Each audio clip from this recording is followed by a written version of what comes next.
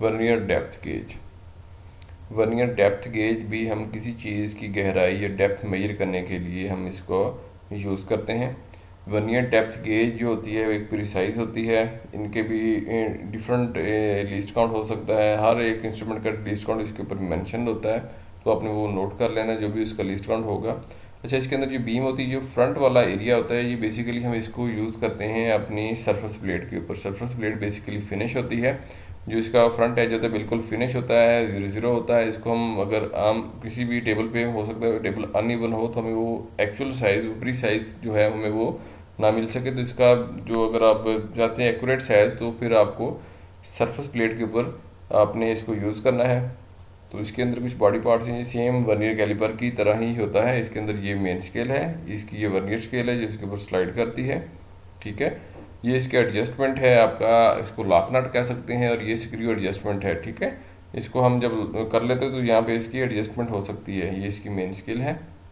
इसके अंदर भी डिजिटल या डायल जो है वो आपको वर्नियर डेप्थ गेज अवेलेबल होती हैं।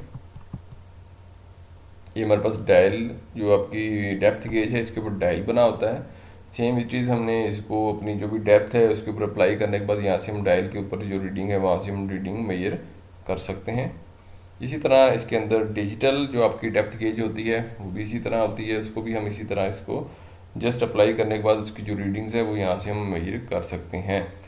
इसको बेसिकली यूज़ किस तरह किया जाता है उसका भी मेथड आपको मैं बता देता हूँ, और इसको रीड किस तरह करते हैं वो भी एक वीडियो के अंदर मैं आपको एक्सप्लेन कर देता हूँ।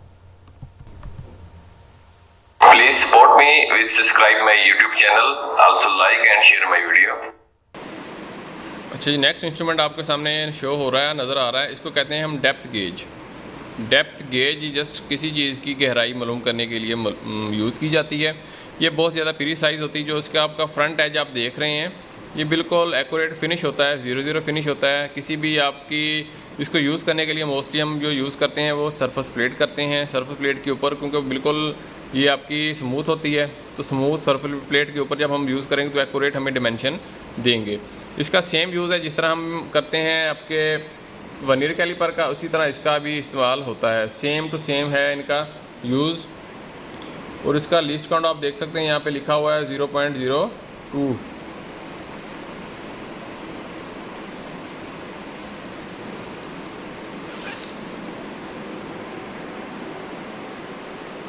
यहाँ पे लिखा हुआ है 0.02, ठीक है, नज़र आ रहा है ना आपको। ये इसका लीस्ट काउंट है। अब इसको इस्तेमाल करने का तरीका मैं आपको बता देता हूँ। अब ये देखें, हमारे पास एक रिंग है। रिंग के अंदर हमने क्या करना है, इसकी जो दोनों जो सरफेस हैं इसकी हमने इसके साथ अलाइन कर लेनी है।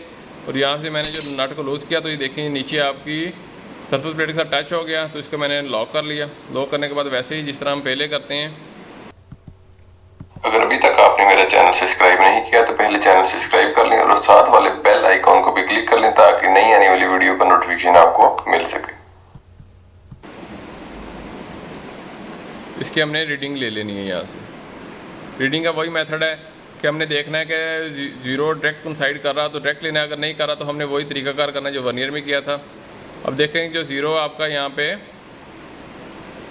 11 और 12 के मिड में आ रहा है, तो हमने क्या करना है, ज़ीरो से फर्स्ट पे जो 11 है उसको सिलेक्ट कर लिया। 11 पॉइंट अब देखना है कौन सी लाइन आपकी कोइंसाइड हो रही है, वो आपने यहाँ पे गौर कर लेना है। मुझे 6 लग रहा है, आप भी गौर करें तो आपको नज़र आएगा। ये देखें 6 वाली लाइन आपको कोइंसाइड हुई लग रही है। तो आपके 11.6 आपकी जो डेप्थ की वो डायमेंशन है वो आ गई मिलीमीटर्स के अंदर, ठीक है। तो अगर आपने इसको सेंटीमीटर्स के अंदर मिलीमीटर्स में लेके आना है तो आपका ये 110 आ जाएगा, 111 आ जाएगा, क्योंकि 100 था, 10 को 100 में ले कन्वर्ट कर लेंगे और 11 को 111 में, तो 111.6 मिलीमीटर्स हैं। अगर हम सेंटीमीटर्स में लेते हैं तो आपके पास 11.6 आ गया, सिंपल। इसको कहते हैं vernier depth gauge, simple depth gauge भी कहते हैं, ठीक है। तो दोनों इसके नाम है, नाम आप ज़रूर याद रखें।